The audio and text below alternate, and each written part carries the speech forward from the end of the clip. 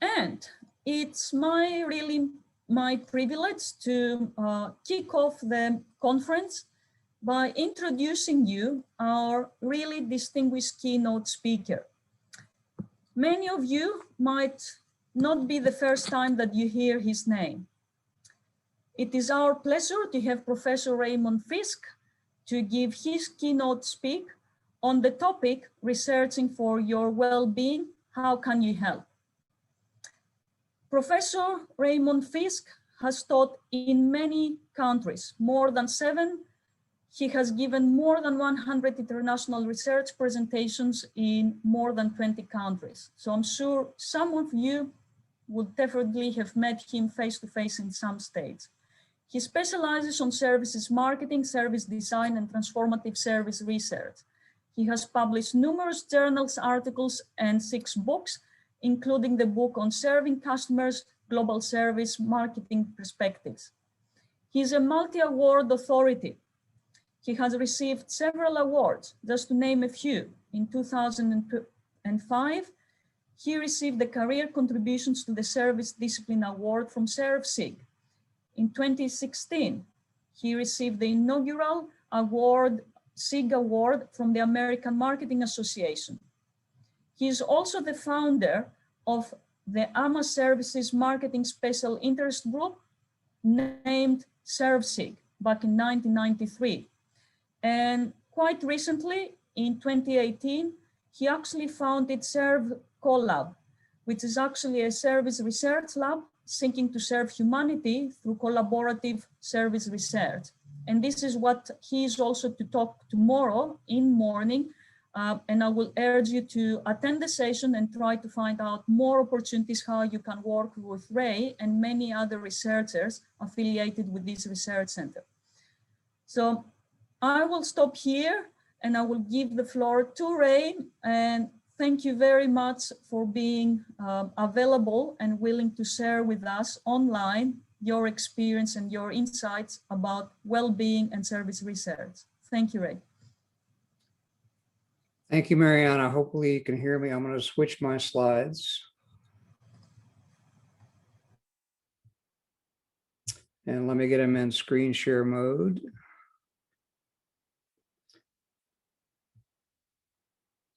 Can you see my slides then?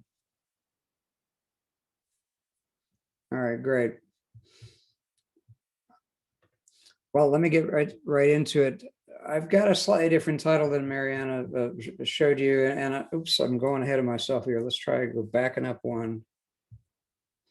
I have a tendency to edit titles, and I want to focus primarily on elevating service experience and what I'm going to tell you about tourism services.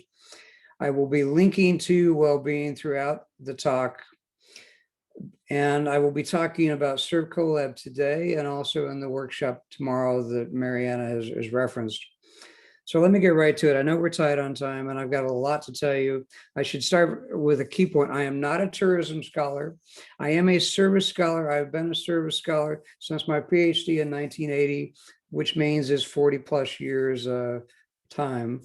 But I'm not going to give you all those details. I'm going to focus on well-being and human experience.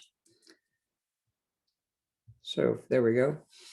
The agenda I've got for you is just 5 items. I've got the background of where we are and how we got here and how I got here too. Then I'm going to focus on tourism services and how tourism services can enable human experience. I'll then look at tourism services as they can energize human experience. And then I'll look at tourism services expanding human experience. So enable, energize, and expand. And I'll finish with the idea of taking action. So let me start in terms of background with what now. And some of the comments that Mariana and the rest of you were making about where we are tied to COVID or where I'm starting. COVID has scrambled everything for us. And to me, there are some opportunity perspectives that we can take that are the best way to look at where we are. To me, it's time to clean up our mess. And I mean our in the sense of our species. Our species has made a mess of things, I think. So to me, what can we do about that? I think we can rethink it. That's one of the terms I've been seeing in the business literature and the popular literature, reimagining, rebuilding. To me, those are key ideas that help capture the need to change things. The World Economic Forum, if you follow them, had a great phrase for it. They're calling it the Great Reset. And if you check into their literature, which I referenced there on my page, the World Economic Forum is really proposing a lot of different changes that would be part of what they think we need to do. To me, I think we need a greater focus on safety because of COVID, because everyone's more concerned about their safety. We need a greater focus on inequality, which at first glance wouldn't be as obvious as COVID, but we've all had a lot of time to sit and think because of the uncertainties of COVID. And it amazes me how much the murder of George Floyd in the United States affected the rest of the world. A lot of other countries have had their own inequality problems. The murder in the United States was just a local example in the United States, but many other countries, I think, have realized that more needs to be done on inequality. That was a problem that was there before COVID, but thinking about problems, I think, broaden people's thinking. And then there's climate change. Climate change has been a known problem for a long time, but I think now there are more people who realize that letting problems creep up on us is a very bad idea. And I noticed when I was checking on some of the tourism background information that I could find, that the World Tourism Day, this is the United Nations World Tourism Day in 2020, their phrase was rebuilding tourism in a safe, equitable, and climate-friendly way. So I think all of those are key ideas for trying to change things. But let me go even further back than the recent times. Most of us will not miss 2020, but let me jump you back to my childhood briefly to give you a sense of what I do know about tourism. This is a picture from the 1960s when I was a child, a high school student in Las Vegas. This is my background in tourism services. Not that I became a tourism services scholar, but this is part of the reason I became a services scholar, because I used to hang out in casinos as a high school kid, watching all the gamblers and wondering why they did what they did. This is actually why I got excited about services, even though in so many ways, I'm not even that fond of gambling. I actually like watching other people lose their money, though. I really enjoy that. I don't enjoy losing my own money, but this is part of what I was doing. I was watching other people lose money. I still enjoy that, watching other people lose their money. So let me get to the more modern era then, as opposed to where I started in life, becoming a service scholar. In the last decade, I began to focus my service research on what I call serving humans. So this is my last decade approximately of my own serving humans research. In 2009, I did an article all by myself, which I rarely do, on customer liberation. And then I got invited to be part of the Transformative Service Research movement, and I'll talk a little bit more about that very shortly. And then shortly after that, I led a project on billions of impoverished people need to be served better. And then in 2018, I led a project on design for service inclusion. The University of Queensland hosted that conference in Brisbane. And in that same year, I also announced that I was forming ServCollab. This was at the ServSig conference. Mariana referenced the ServSig conference that I founded. ServSig was 25 years old, and I announced that it was time for the members of ServSig to reach even higher. And that was why I was proposing that we should have something like ServCollab. And then in even more recent times, I got involved in leading a project on systemic social innovation and co-working with my colleague, Linda Alcar, who will be part of the workshop tomorrow. I did a project with her on the global refugee crisis.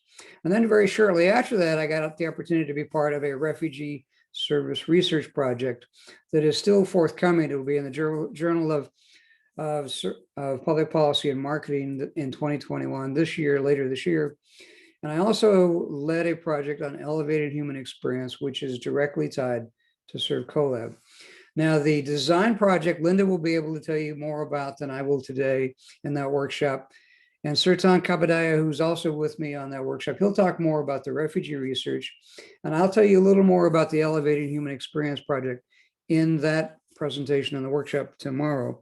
But let me jump into transformative service research. Basically, transformative service research is a new idea as of 2011, when the very first article came out.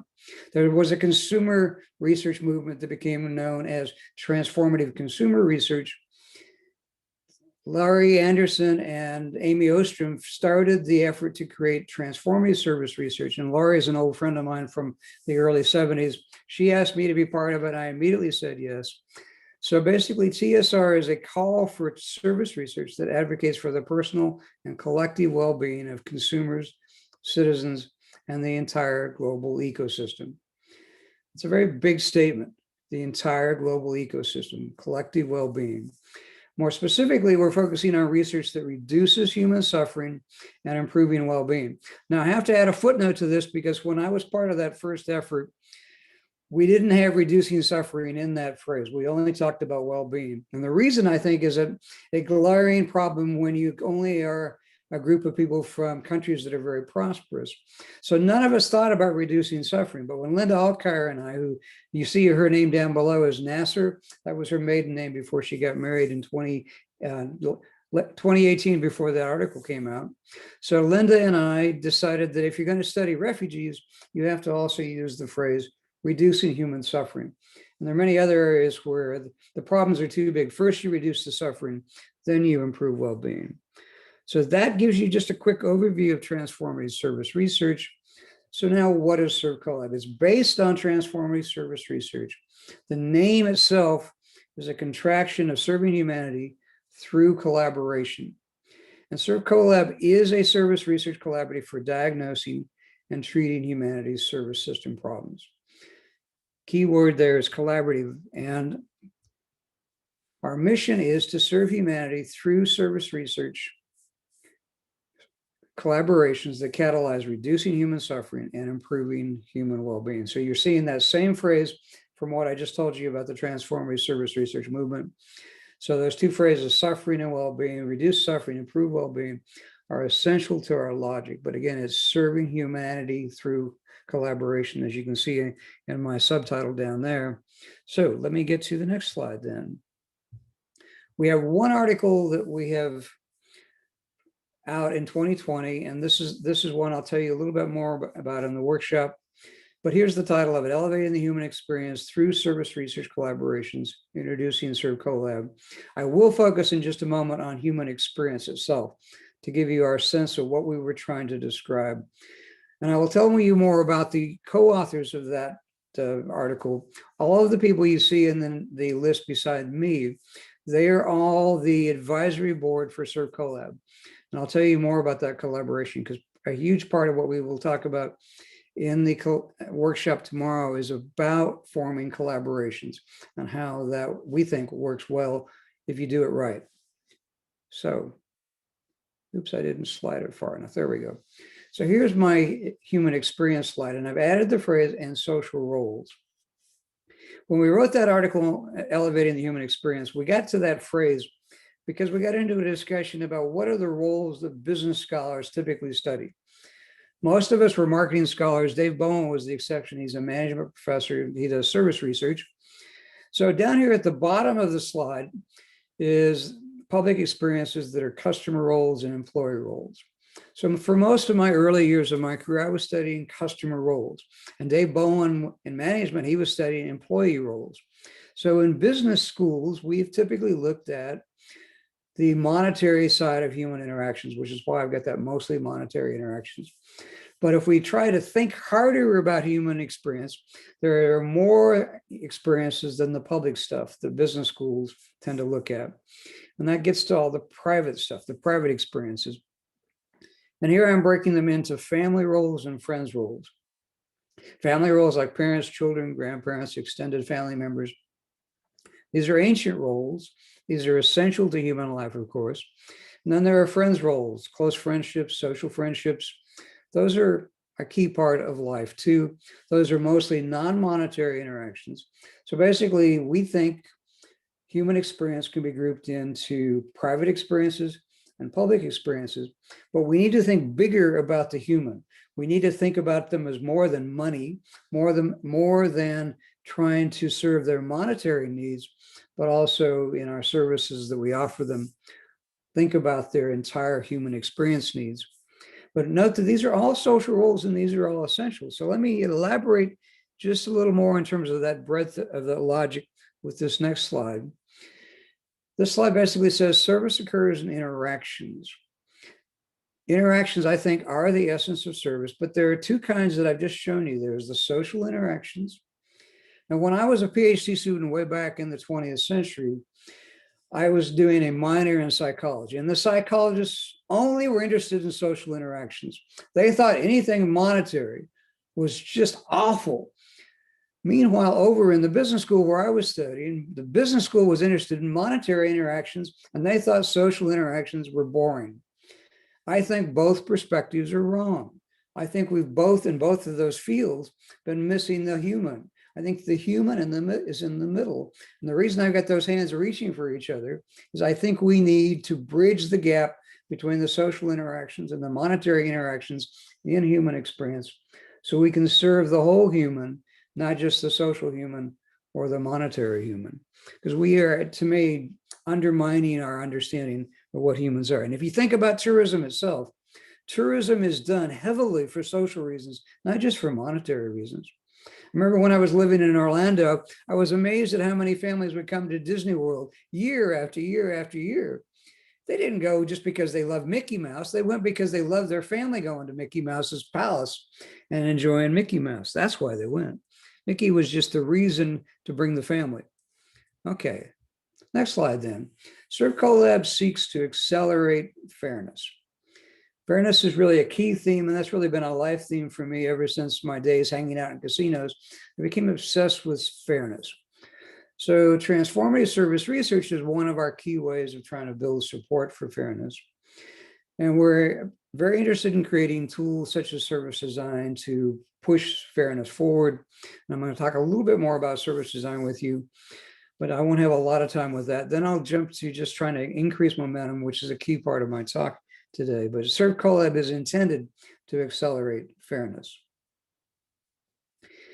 This slide gives you an overview of where I think research should go. Not just my research, not just your research, but all of our research. I think when I was first trained in business schools, there was a tendency to be more of an observer than to anybody changing things, which is my label for tinkerers. I mean, when I was hanging out in casinos, I was an observer. I was watching things happen, but I didn't know how to change anything. The tinkerer idea, I'll give you from my own research past. My PhD, I did a consumer satisfaction study. I was trying to improve satisfaction. Small stuff in retrospect. More recently, with the help of Leah Patricio in Portugal, I've gotten very involved in service design. And I'm convinced that in every service-related field, like tourism, like hospitality, of any other area, like healthcare, anything to deal with serving humans, I think design can give us a better approach because we can try to improve significantly on the well-being for humans. So let me go further with the idea of the design science approach. Leah Patricio and I have written in some of our research more recently on design science approaches.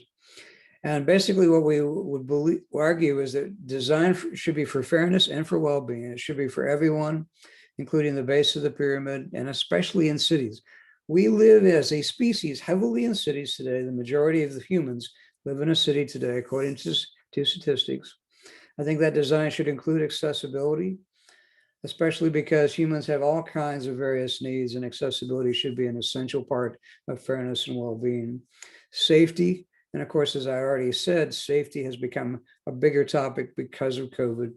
Adaptability so that it's easier to use, sustainability so that we can also include climate issues.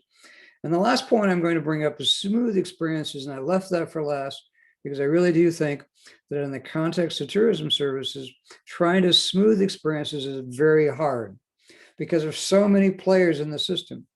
Like on my last trip to Australia, well, first I had to book a trip with a travel agency, then I had to get on the plane, I had to go through the airports, I had to get on the plane, on and on before I could ever even get to Australia. So there are all kinds of problem areas or potential problem areas in terms of making this experience more smooth. And I should note that I discovered just yesterday that there is some design science research happening in tourism already. And this is the snapshot I've taken of smart tourism design from the Annals of Tourism Research. There's several different articles on design-focused tourism research. So let me move on then from that. One last slide tied to design, and that's this slide. To me, all design for humans should be as inclusive as possible, starting with the touch points. And touch points gets discussed a lot in some of the services literature that I've been part of, the various contact points with services. We've often talked about journeys, which is the next level up when you combine touch points. And then channels gets to issues like the various ways we might reach people. And in tourism, you've been seeing more virtual tourism because of COVID.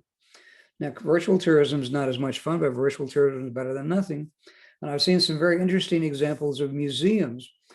In the absence of customers and tourists, or patrons rather, coming to the museum, they've developed some virtual visits to the museum, which seem very interesting. Still not the same as walking the museum floor, but still better than nothing. And last, the highest level of design for experience is systems of systems, the ecosystems level. Some of those smooth experience ideas I was talking about could really only be smooth at the ecosystem level, where you have all those systems if you try to get them to work together better. Oops, I went the wrong direction. That's not a good idea. Let's try it again. Now, tourism services can enable human experience, which comes back to my key theme in terms of elevating human experience. By enable, I mean enabling concerns movement. And as humans, we need to move. We all know that. We all know that movement is essential to being a human. And to me, we should have the right to move freely about the planet, despite all the governments that frequently say otherwise, despite all the potential problems, we should have the right to move about the planet. As a species, we would not even be able to be on as many continents, as many parts of the world as we are, if it weren't for movement. We migrated all across the planet. We all migrated out of Africa, according to the research, and we kept moving. So I think this is part of the reason why tourism matters so much to humans, because I think it's deeply embedded in the human soul, that need to move. I think we need research that helps improve the transformational value of any tourism experience without neglecting our impact on planet Earth. In my travels around the world, I've been in places back in the 1980s where I would see other American tourists in Europe. When I was over there on a Fulbright, I'd see American tourists acting very disrespectfully to the local people in that culture they were in. Always disgusted me that humans could behave that way to the locals. We need a more transformational nature of things so that the tourists know how to behave and that the entire system is more successful. To me, the word transformational also means sort of educational. This is part of the reason I love working in education, because to me, education is the most transformational thing we could do. And last, this might include research on sustainable tourism and climate change. So let me keep going then. I think our human footprints are huge on our planet. We know that. And notice I'm saying 16 billion human footprints nearly. And I'm obviously counting both feet. And we're supposedly approaching 8 billion people on the planet, rapidly approaching that point. That's a lot of footprints. And of course, that's only if you're standing in one place. But of course, if we keep moving, we have a lot more impact. Our species needs to solve that problem. Otherwise, so many other things beyond tourism are in deep trouble. And I accidentally, there we go. One other thing tied to climate change issues is this slide. This is a model I created with my colleague Kunio Shirahata on sustainability, in which we argued for a tripartite model for service sustainability when we were looking at human relationships, but also relationships with nature. We argue that we need to respect nature's role in supporting all life, not just human life, but all life. And so I'll provide the citations to all these various things I've mentioned in the back of my slides so that you can share them with each other later. But that is our effort to try to capture what we think is not just a human with human, but also human with nature relationship. Now, on to tourism services that can energize human experience. To me, energizing concerns emotions, and emotions reach our brain before logic can. So we seek such emotions as the awe of standing on the edge of the Grand Canyon or the thrill of a boat trip through Norwegian fjords. And COVID-19 has made travel scary now. So to me, research is needed to improve the safety of travel and tourism so that people can freely move about the planet again. And research is needed that improves the emotional dimensions in these nervous times. And that gets me to a little more on emotions. There's an emotional role to storytelling and theater that I think doesn't always get enough attention. We are a storytelling species. Stories reach our emotional core. And that's why I'm actually linking it to this entire idea of energizing, because stories reach us quickly. Now, I should note that my only recent tourism article is one with Clara Bassano. She's the lead author on storytelling about places, which is tourism marketing in the digital age. One other thing to mention is that theater is humanity's first experience simulation system. And with Steve Grove and many others, I've written about what we call service theater, in which we were trying to use the tools of service theater to improve service experiences. And I think research might explore emotions as the foundation for elevating tourism experiences. And last, in terms of my 3 on tourism, tourism services can expand human experience. Expand refers to growth in human experience, from learning about new countries, new foods, new culture, and so much more. And this expansion is why there are so many forms of tourism, because of all of those opportunities to grow. But expand, in my thinking, means also expanding the reach of human experience. Tourism services can expand who they serve, in other words, the people they serve, and how they interact with the stakeholders in the service ecosystem. And I think inclusion should be a first principle of serving humans.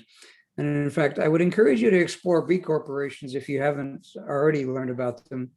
In Australia, I learned there are quite a few B corporations, only 4 that I found that are tourism B corporations. But B corporations are different than the typical profit-seeking corporation. And the B is for benefit, as I say further down. So they're trying to balance purpose and profit, and they're trying to consider their impact on their decision impact on workers, customers, suppliers, community, and the environment. A broader way of thinking about the impact. And I really think that's what we need if we're going to expand our thinking on tourism. So how can we elevate our thinking? I think I should bring it up this way. What if life on Earth was open, flexible, and fun? What if human service systems were designed to be mutually beneficial? What if fairness and inclusion were design principles for all service systems? And what if co-creation of value, which is a popular idea in so much of the service literature, what if co-creation of value was a moral and legal requirement for every service system? That would be an elevated way of thinking about how to serve humans. I should emphasize that ServCollab seeks to collaborate with existing service research ecosystems and to build a research network that's robust enough to work on big and deep service science problems. So we're trying to work with all possible groups, which is part of the reason I was so delighted to be invited to speak to your group. We're trying to help build research capacity by recruiting and training and collaborating with scholars to seek funding for such projects, to create new service tools and new measurement systems, and to help collaboratively design or redesign solutions to those problems. So we're very early going. I announced the creation of it in 2018. So we're just barely about 2.5 years into our efforts to do what we're doing. So how can you get more involved? Well, first, at this point, taking action. We're very interested in encouraging global tourism research that seeks to improve the worldwide well-being of tourism stakeholders and communities. Now, I'm not in any way advocating that the ServCollab is going to sweep in and do anything instead of what you're doing. What we'd rather do, because remember, collaboration is in our name, we're looking for opportunities to collaborate with your group. We're looking for ways of working together. Tourism services are essential to humans. And if there are ways we can help each other, that is exactly what we're trying to do. But certainly what we're trying to be is an additional activity that people can do, not just that they would switch. We're not interested in anybody switching. We're just trying to add value. So here's some of the ways of getting involved with ServCollab. You can join on our website. You can communicate with us on Facebook. We post a lot of information on Facebook. Radula is our Facebook manager and communications manager. She's constantly posting news there on Facebook in our Facebook group. We have a Twitter account. We have a LinkedIn account. You can reach me at my email address as well. So those are all the main ways of getting involved. And just to finish up, since I know I'm running out of time, there's also a TED Talk you can check out. I won't try to link you to it, but I'll send these slides and you can follow up with that. And these are the articles I've just listed, and I'll leave these slides with everybody too. And that gets me to a question slide. And thank you very much. Thank you very much, Ray. That was wonderful. If tourism is something, because it's very diversified, it's definitely about human relations, human emotions, and human interactions.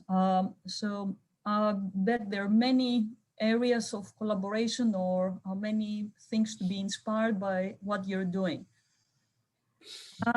May I open the floor to questions? Feel free to type in the questions. I will try to be quick and concise to try to summarize them. A very quick one, just to warm up before the others start chatting. A question from Erwin Loskut. Hello, Erwin, from Holland. Where do you think hospitality and tourism academic research is on the evolutionary scale that you shared with us? Well, you might be thinking of an article I wrote on evolution when that question is being asked. I wrote a service history piece on services. And I first have to acknowledge that while I am not a tourism scholar, I'm reluctant because of that to try to describe where you are. I do think that every service field that I've looked into, because the healthcare area to me is all services, just like tourism is all services. I think every one of the areas that I've monitored is making very rapid progress. So while I'm not sure how I would describe it, since the history research I wrote about it and evolution, that was about an 9-year project to write that. So I would hate to give a quick answer to a hard problem as opposed to a generous answer. I do think what I've seen, and in my recent example, I was delighted to see when I went looking. So is anybody doing design science research in tourism? I found it immediately.